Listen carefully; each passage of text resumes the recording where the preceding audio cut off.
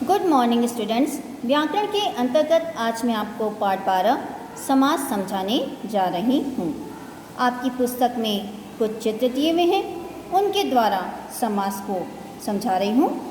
राजा और रानी, राजा रानी, राम और लक्ष्मण, राम लक्ष्मण, घोड़े पर सवार, घुड़सवार, रसोई के लिए घर, रसोई घर, चार राहों का समूह, चौराहा, विद्या के लिए आलय, विद्यालय। उपर्युक्त चित्रों के नीचे लिखे गए वाक्यांशों में अनेक शब्दों को आपस में मिलाकर उनका रूप संक्षिप्त किया गया है। संक्षिप्त करने की इस प्रक्रिया को ही समास कहते हैं। समास शब्द का अर्थ है संक्षिप्त अर्थात छोटा करना। जैसे रसोई के लिए घर के स्थान पर रसोई घर कहना, चार राहों का समूह के स्थान पर चौराहा कहना, विद्या के लिए आलय के स्थान पर विद्यालय कहना। कम से कम शब्दों में अधिक से अधिक अर्थ प्रकट करना समास का मुख्य उद्देश्य है। इस प्रकार हम कह सकते हैं कि दो या दो से अधिक शब्द को संक्षिप्त करके नया शब्द बनाने की विधि समास कहलाती है। समास की प्रक्रिया से बनने वाले शब्द को समस्त पद कहते हैं। जैसे राजा रानी, राम लक्ष्मण, घुड़सवार, रसोई घर, चौराहा, विद्यालय आदि। समस्त पद का विग्रह करके उसे पुनः पहले वाली स्थिति में लाने की प्रक्रिया को समास विग्रह कहते हैं। जैसे राजा और रानी, राम और लक्ष्मण, घोड़े पर सवार, रसोई के लिए घर, चार राहों का समूह, विद्या के लिए आलय। समस्त पद में मुख्यतः दो पद होते हैं, पूर्व पद और उत्तर पद। इसमें पहले वाले पद को पूर्व पद कहा जाता है तथा बाद वाले पद को उत्तर पद कहा जाता है। समास के भेद। हिंदी में समास के 6 भेद होते हैं। पहला अव्ययीभाव समास, दूसरा तत्पुरुष समास, तीसरा कर्मधारय समास, चौथा द्विगु समास, पांचवा द्वंद्व समास, छठा बहुव्रीहि समास। अव्ययीभाव समास। अव्ययीभाव समास में पूर्व पद अव्यय होता है तथा वही पद प्रधान होता है। अव्ययीभाव समास का विग्रह करते समय उत्तर पद पहले लिखा जाता है और पूर्व पद बाद में लिखा जाता है।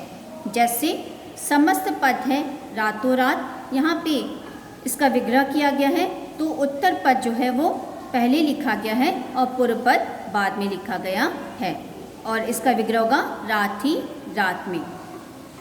समस्त पद है भरपेट, यहाँ पर भी विग्रह करते समय पेट उत्तर पद पहले लिखा गया है और पूर्व पद बाद में लिखा गया है और इसका विग्रह होगा पेट भरकर।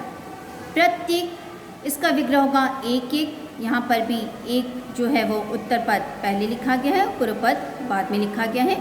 बेशक, इसका विग्रह होगा शक के बिना, यहाँ पर भी उत्तर पद पहले लिखा गया है और पूर्व पद बाद में। अव्ययीभाव समास के कुछ अन्य उदाहरण हैं। आजीवन, जिनका विग्रह होगा जीवन भर। आमरण, जिसका विग्रह होगा मरने तक। हाथों हाथ, जिसका विग्रह होगा हाथ ही हाथ में। बेकाम, जिसका विग्रह होगा काम के बिना। अव्ययीभाव समास में ध्यान देने योग्य कुछ बातें हैं। पहला, अव्ययीभाव समास में कई बार पहला पद उपसर्ग होता है, जैसे बे, प्रति, यथा आदि। कभी कभी एक ही पद का दोहराव होता है, जैसे रातों रात, यहाँ पर रात और रात इनका दोहराव हुआ है। हाथों हाथ, यहाँ पर भी हाथ और हाथ का दोहराव हुआ है। दिनों दिन, यहाँ पर भी दिन और दिन का दोहराव हुआ है। तत्पुरुष समास। तत्पुरुष समास में पूर्व पद विशेषण होने के कारण गौण तथा उत्तर पद विशेष्य होने के कारण प्रधान होता है। समस्त पद में कारक चिन्ह का लोप हो जाता है। जैसे सिर का दर्द में का कारक चिन्ह है तो कारक चिन्ह का लोप करके समस्त पद बनेगा सिर दर्द। कारक चिन्हों के नाम से तत्पुरुष समास के 6 भेद किए जाते हैं। तत्पुरुष समास का पहला भेद है कर्म तत्पुरुष, जिसका विभक्ति चिन्ह को। तत्पुरुष समास के कुछ उदाहरण देखते हैं। यश प्राप्त समस्त पद है जिसका विग्रह होगा यश को प्राप्त। विग्रह में कारक चिन्ह को लिखा हुआ है और समस्त पद बनाते समय को का लोप हो गया है। दूसरा कर्म तत्पुरुष का उदाहरण है जीभ कतरा, जिसका विग्रह होगा जीभ को काटने वाला। समस्त पद में आप देख सकते हैं कि समस्त पद बनाते समय को का लोप हो गया है। कर्म तत्पुरुष का तीसरा उदाहरण है रथ चालक, जिसका विग्रह होगा रथ को चलाने वाला। करण तत्पुरुष, इसके विभक्ति चिन्ह से के द्वारा और इनमें भी समस्त पद बनाते समय विभक्ति चिन्हों का लोप हो जाता है। करण तत्पुरुष के कुछ उदाहरण देखते हैं। ईश्वर प्रदत्त, जिसका विग्रह होगा ईश्वर द्वारा प्रदत्त किया हुआ। दूसरा उदाहरण है रेखांकित, जिसका विग्रह होगा रेखा से अंकित। तीसरा उदाहरण है गुणयुक्त, जिसका विग्रह होगा गुणों से युक्त।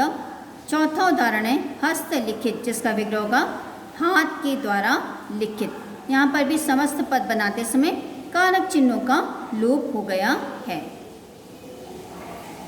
संप्रदान तत्पुरुष, इसका विभक्ति चिन्ह के लिए और इसमें भी समस्त पद बनाते समय विभक्ति चिन्हों का लोप हो जाता है।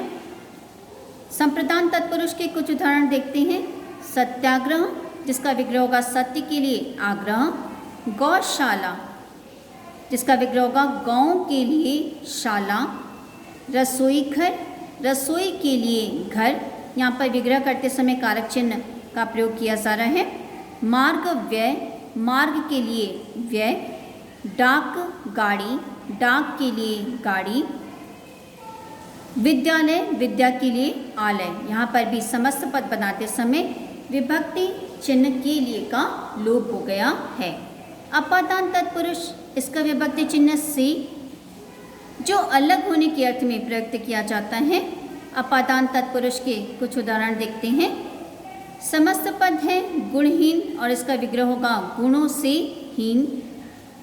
दूसरा उदाहरण है धनहीन, जिसका विग्रह होगा धन से हीन। अपादान तत्पुरुष के कुछ अन्य उदाहरण हैं। दोष मुक्त, जिसका विग्रह होगा दोष से मुक्त। पथ भ्रष्ट, जिसका विग्रह होगा पथ से भ्रष्ट। देश निकाला, जिसका विग्रह होगा देश से निकाला। संबंध तत्पुरुष, इसकी विभक्ति चिन्ह का की के। इसमें भी समस्त पद बनाते समय विभक्ति चिन्हों का लोप हो जाता है। संबंध तत्पुरुष के कुछ उदाहरण देखते हैं। सेनापति, इसका विग्रह होगा सेना का पति। दीनानाथ, इसका विग्रह होगा दीनों के नाथ। भारतवासी, इसका विग्रह होगा भारत का वासी। अमृत धारा, इसका विग्रह होगा अमृत की धारा। राजपुत्र, इसका विग्रह होगा राजा का पुत्र।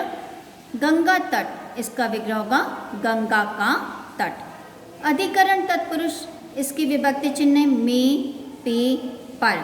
इसमें भी समस्त पद बनाते समय विभक्ति चिन्हों का लोप हो जाता है। अधिकरण तत्पुरुष के कुछ उदाहरण देखते हैं। नरोत्तम, इसका विग्रह होगा नरों में उत्तम। आप बीती, इसका विग्रह होगा आप पर बीती। घुड़सवार, इसका विग्रह होगा घोड़े पर सवार। कार्यकुशल, इसका विग्रह होगा कार्य में कुशल। तो बच्चों, इस प्रकार आपने देखा कि तत्पुरुष समास में समस्त पद बनाते समय विभक्ति चिन्हों का लोप हो जाता है।